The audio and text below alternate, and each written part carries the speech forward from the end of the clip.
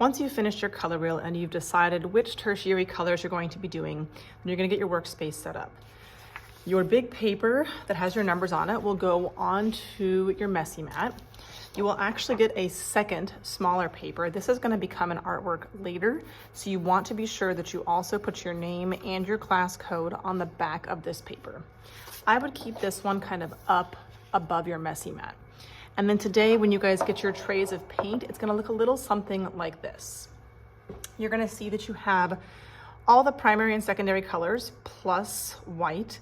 I've also given you pink, because if you are wanting to do like red and another color, you can also use pink in red's place. So if you're doing like red orange, you could do pink orange. If you're doing red violet, you could do pink and violet if you'd like.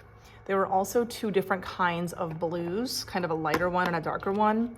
You can choose whichever one you would like to for your blue.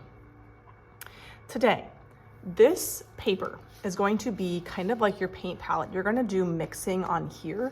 When you pass back my trays today, these colors should not be mixed up in my trays. All of your mixing happens here. We really don't want our brush to be wet. So anytime you're about to get more paint, you're going to dry your brush on the sponge. My first tertiary color I'm going to be creating is yellow green, and I'm only going to do one per day. That way I don't get any unwanted mixing. I'm also allowed to create tints. So I'm going to get the primary and the secondary color of my first tertiary color, and I can also add white. So if my brush is dry, I'm going to go ahead and almost like scoop kind of a blob of yellow and put it onto my paper. I'm going to take my brush and I'm going to clean it off. If I just dip it in, that does nothing. You've got to push those bristles all the way to the bottom of the little cup of water or the bathtub, kind of agitate those toes in the bottom, pull it along the edge, no karate chopping, but kind of just give it a little pull on the edge to get a lot of water to fall back in, dry it and kind of clean it really well on the sponge. And then I'm going to scoop my next color, so kind of a little scoop of color, and I'll just put it on my little mixing palette here. Try to get most of it off, rinse my brush out, and you can actually see my tertiary color being created in my water cup. Drag it on the edge, dry it, and then with my clean brush, I'm going to scoop and get a little bit of white to also add to my mixing palette. And I will go ahead and clean that and dry that. This can be pushed out of my way for a little bit. I should not need to rinse my brush for a while unless this paint is gone and I need more.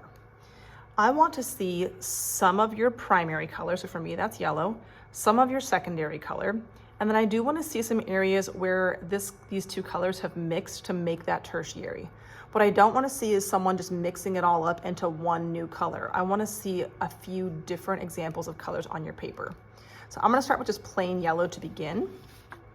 And when you're painting today, you want to decide, in each rectangle, you want a little bit of color, but I don't want to put this color in both the number and the background. So I'm going to decide for this rectangle, do I want my paint in my number or in the background? I'm going to start by putting this one in the background. So I'm just going to brush it kind of close to the two. And you kind of want these short strokes of color.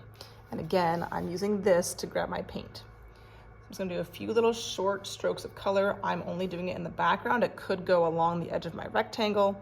It could kind of go along the edge of my number. I'm going to dip again. There's no need for water. And I'm going to go ahead and start putting some in this one.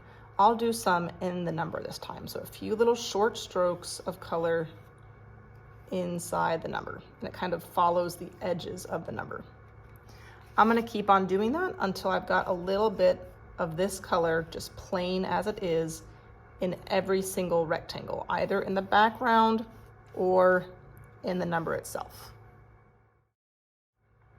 I've run out of yellow on my mixing paper, so I'm just going to scoop a little bit more out and my brush is clean. Now, once you begin painting, you are not going to be cleaning your brush. So even though there's yellow on my brush, I want them to mix. I'm just going to dip it into the green, and I'm going to start doing the same thing here with my second color.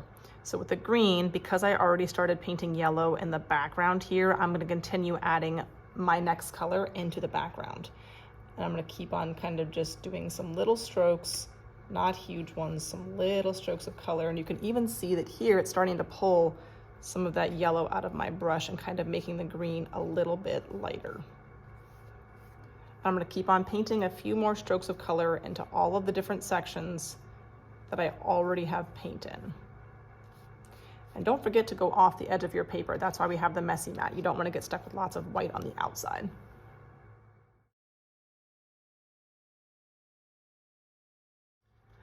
I'm going to continue adding these two colors, and I kind of want to double dip. I'm going to load my brush up with both colors, and I'm going to keep on adding a few more strokes of color. And I want those areas where I see a little bit of kind of darker green, a little bit of yellow, and also some of kind of that yellow-green color.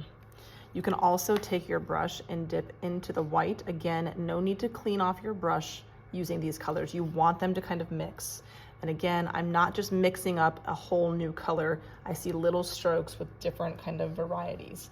And anytime I add white to a color, it's gonna simply make that color kind of lighter. So I'll get some very, very kind of lighter greens and yellows. You can leave some white spaces in your backgrounds and in your numbers, because we will be coming back with other colors next week. So don't paint everything today. You do want some white spaces.